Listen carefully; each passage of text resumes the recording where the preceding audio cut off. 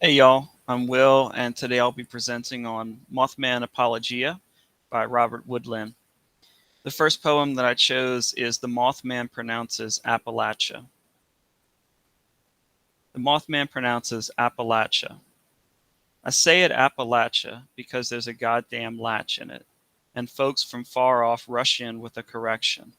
Appalachia, they say, as if there is something about the latch they're afraid of, as if it needs to be dashed like the O in God, as if they're scared that fiddling with it might knock a lid open and out of all these mine shafts climb monsters, those of us they want to leave buried under these hills, as if that hasn't already happened.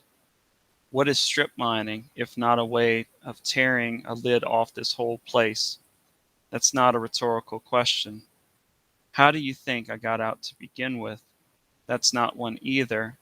I am trying. I am trying to understand why no one asked to understand moth people when all we wanted was a warning. Still, assumptions fly in as far off as sandhill cranes. Let me ask you what you think of us, the ones that climbed out of some other Hades so long ago we waved to Orpheus on his way inside. Once I dropped back down to gently put him out of his impossible misery, but when I told him where this draughty shaft leads, he corrected me. Appalachia? No, it rhymes with come back at ya, the way that Yeats rhymes with hates, not heats. Appalachia, Appalachia doesn't rhyme with euthanasia any more than Eurydice rhymes with cowardice. And while I carry her back with me, we practice it together. Appalachia, Appalachia. Close that latch, turn the lock. Like Yeats said about a poem, we click it shut like a box. The season we danced alone while pumping gas. Recall the crappy metronome fear made out of the gulps of the fuel pump. The sniper the news conjured behind every parked car between here and Baltimore. Nobody expecting to outdance the bullet, just relying on that old hiking joke, a slow enough companion and you don't have to outrun the bear. Every head bob contagious, every shimmy from the customer at the next pump, a challenge we were compelled to accept. This is a dance-off now because I refuse to let someone else's ducks and sways make my body the path of least resistance, to let a bullet close the circuit our parents had opened just 16 years before.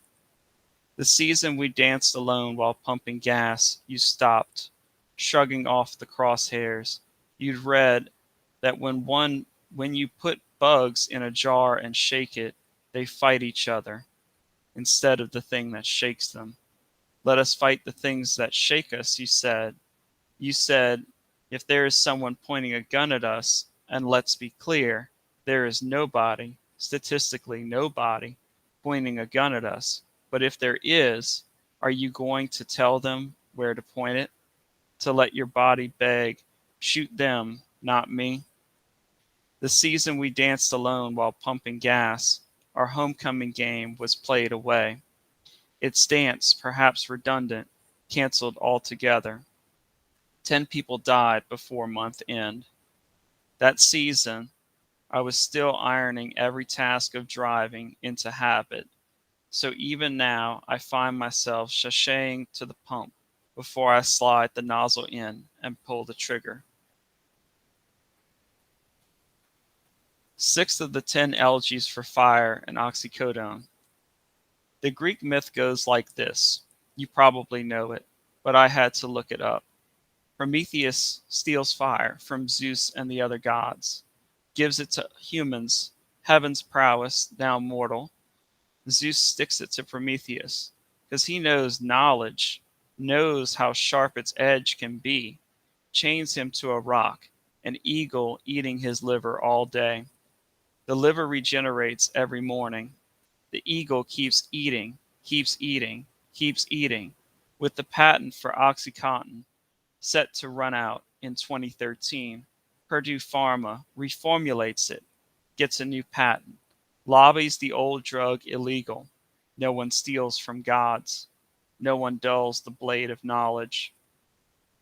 That summer, my first desk job, insurance intakes, at a doctor's office, the relief of air conditioning, farmer reps catering our lunches, released from the fear of dropping a ladder on a foreman, of threading my thumbnail with another drill bit, the good doc scheduled in 5-minute increments. I retype patient addresses, all Hilltown 60 miles off. The waiting room so full and grumpy, I wondered about the etymology of patient, but never what makes a person drive hours through the mountains, wait hours for a flicker with the doc. I was not paid to wonder. I quit before I ever typed your name. Eighth of eighth of 10 LGs for fire and oxycodone. The only literature class I ever take, that first year in college, makes us read all 34 cantos of Dante's Inferno. That guy sure thinks a lot about fire, sure talks a lot of shit. Dante is Italian, sure he knows all about Crassus. I can talk as much shit as I want. As a matter of law, you can't defame the dead.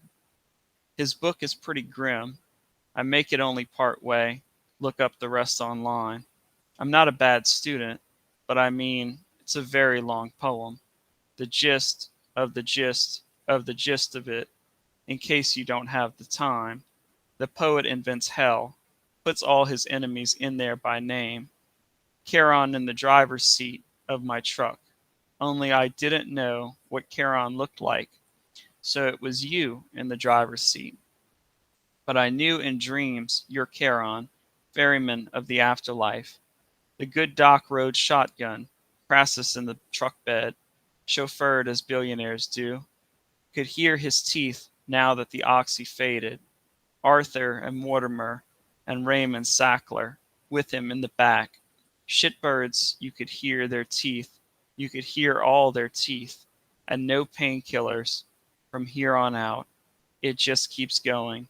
Prometheus and his eagle, this one long road over the mountains. So, just to give a bit of background information about the title and the speakers to this collection of poems, Mothman is a cryptid or an animal that cryptozoologists who study cryptids think could exist, but the existence of which has been disputed by a lack of evidence, and the most famous of which would be Bigfoot. Mothman has been seen as a harbinger for disaster or misfortune, showing up at ill-fated mine shafts in Virginia first in the 60s. Some people speculated that it might have been a sand crane. Instead, he's said to have glowing red eyes, and look somewhat bird-like, but, Mothman. He serves as the first one of two speakers in this collection, and it varies, and he varies from having like this sense of being impossibly old to young and naive with his recent emergence from the underground, or relatively recent. He even Googles himself at one point, just like trying to get a sense of his own identity, and most of the parts where most of the poems that have Mothman as the speaker deal with identity. The other speaker is a 14-year-old teenager who's living in the Virginia mountains, who's seen a friend burned alive, and after that happened, brought him to the hospital, where he ended up becoming addicted on oxycodone, which is an opiate. And so that's where the name comes from in the LGs. And just for the second part, Apologia is a form of apologetics or defense of the Christian faith, but here it's being used to rationalize and sometimes lament that moth people aren't the most effective managers because observers don't connect the dots about the dangers that are being posed by strip mining, and of course by strip mining and the mining of coal in Virginia, as well as the oxycodone, the opioid crisis. So the structure, the collection is made up of 45 poems divided into 3 parts. 11 of those are elegies for fire and oxycodone, and those are the ones that progress the most in the most linear way out of all of the poems. The rest bounce around the lives of Mothman and the second speaker. The elegies and many other poems are square prose blocks that are explained by that Yeats allusion in the first poem that I read.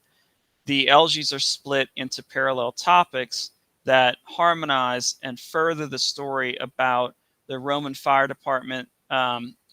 Crassus was, the guy who first started the racket that was going on in ancient Rome with fire departments. Basically, um, the fire departments would buy up houses that were burning from the owners for very cheap um, before putting out the fire. And basically, in the elegies, the Roman fire department and its extortionist practices are being compared to the Sackler brothers, um, Raymond, Mortimer, and Arthur, who patented oxycodone. And the fire, like I said, the richest of these was Crassus, and so he gets referred to multiple times. Um, there are Greek mythological references as well throughout. Typically, the bottom block shows the slow, painful burn injury that the second speaker's friend gradually recovers from, only to pass away later. And he is the you that is referred to throughout all of those poems. So the themes: knowledge, mainly how it is built and the price of that knowledge. This is explored with the Sackler brothers and their refusal to let the patent expire for oxycodone, as it was mentioned, and Oxycontin. No one steals from gods, no one dulls the blade of knowledge. Knowledge is something that cuts and harms, but I'll get to a little bit more about that later. Responsibility is another major theme, mainly the diffusion of it, whether that be the 3 brothers who share and are collectively absolved from the blame for the opioid crisis, or the example of the law of causation that the second speaker explains in one poem. The example that he uses is 2 arsonists starting a fire at the same time, whose fires, if unchecked by each other, would have been enough to destroy the house on its own. So they neither one would have responsibility in a court of law. And responsibility also plays a big part in the second stanza of the 6th elegy, where the speaker is initially detached as he's thinking about the etymology of patient instead of the pain that compels them to drive so far for so little, even though he's experienced that firsthand with driving his friend there. Part of this is because he doesn't want to go back to the same kinds of dangerous work sites that spawn the injuries that he sees. But when he realizes that he's perpetuating those same exploitative practices that preyed on his friend and ultimately resulted in his opioid addiction, he takes more responsibility than Purdue Pharma ever shows, or the Sackler brothers, and he quits. And so, just as an aside, Robert Wood Lynn has taken it upon himself to put all royalties and proceeds from this book to be donated to the families in Virginia and West Virginia who have been affected by the opioid epidemic, along with organizations that are helping to heal and repair that damage that has been caused by those different corporations. Another major theme to these poems is trauma and the effect on our bodies, especially the reactions that become ingrained through a sustained crisis. And this is clearest, of course, in The Season We Danced Alone While Pumping Gas, but it also extends to the severe burns that the second narrator's friend sustained. Just a bit of context on this poem. This poem deals with the DC snipers. It was a pair of men that were going around and killed 17 people over a period of 10 months. There were also bomb threats that they called into schools, and that's what the narrator is referring to with the homecoming game being played away, as well as the dance being canceled. And that was happening all throughout the DC metro area, but also some of the incidents, or some of the murders extended to Virginia, West Virginia as well. And so the speaker has to drive in dangerous conditions because he has to bring his friend to get bandages each day, because these agencies that he works for later on are so concerned with fraud that they require him to be bandaged by them, treated by them, by a medical professional. So the most important symbol in this collection is fire itself. And fire largely represents the dangers of knowledge that is not moored in ethical concerns, but instead sought after to make a profit. Fire also represents power and the exploitative efforts gone through to obtain it. Um, and this is also shown in some of the other poems. There's a bit more about the moonscape, the cratered and destroyed landscape that strip mining always ends up leaving behind. So it's reflected, of course, in the landscape and in the burns that the speaker's friend receives. So, what I took away stylistically the most from Mothman Apologia is the poet's ability to frame multiple complex historical and mythological events in parallel to each other in a narrative that can be understood by anyone willing to take the time. And he fills in the gaps in a way that shows excellent storytelling techniques applied to beautiful poetry. There's a bit of parallel processing that's required on the part of the reader.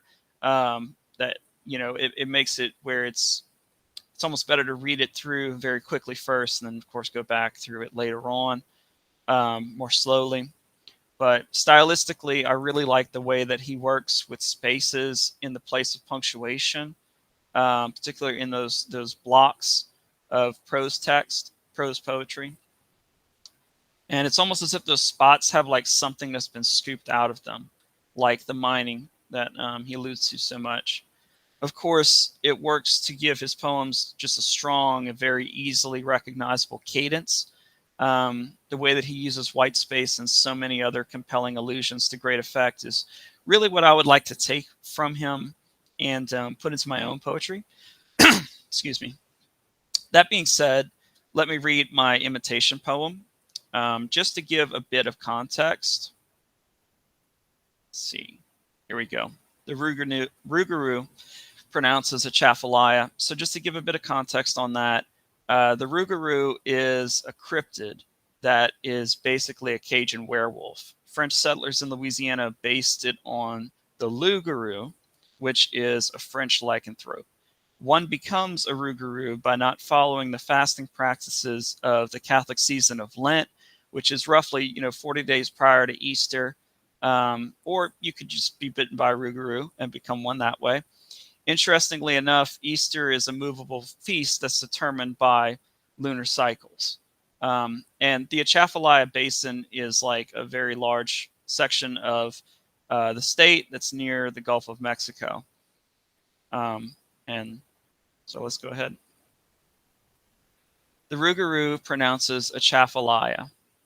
I say it Atchafalaya because there's no at in it, even though people who have lived here forever sometimes say.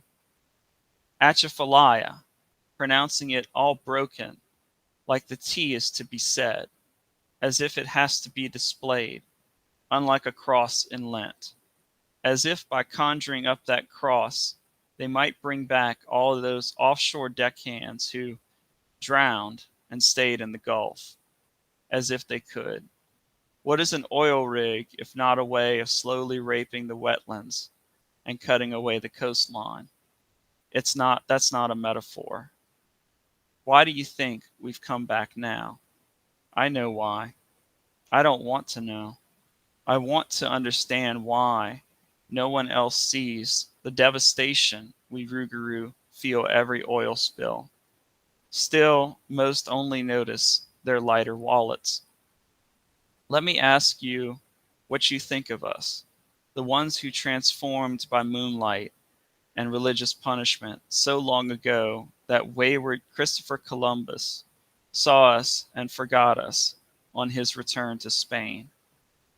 Caught in the swampy basin, he reluctantly accepted my help, only to call it Atchafalaya, faithful Catholic, using that cross to ward me off.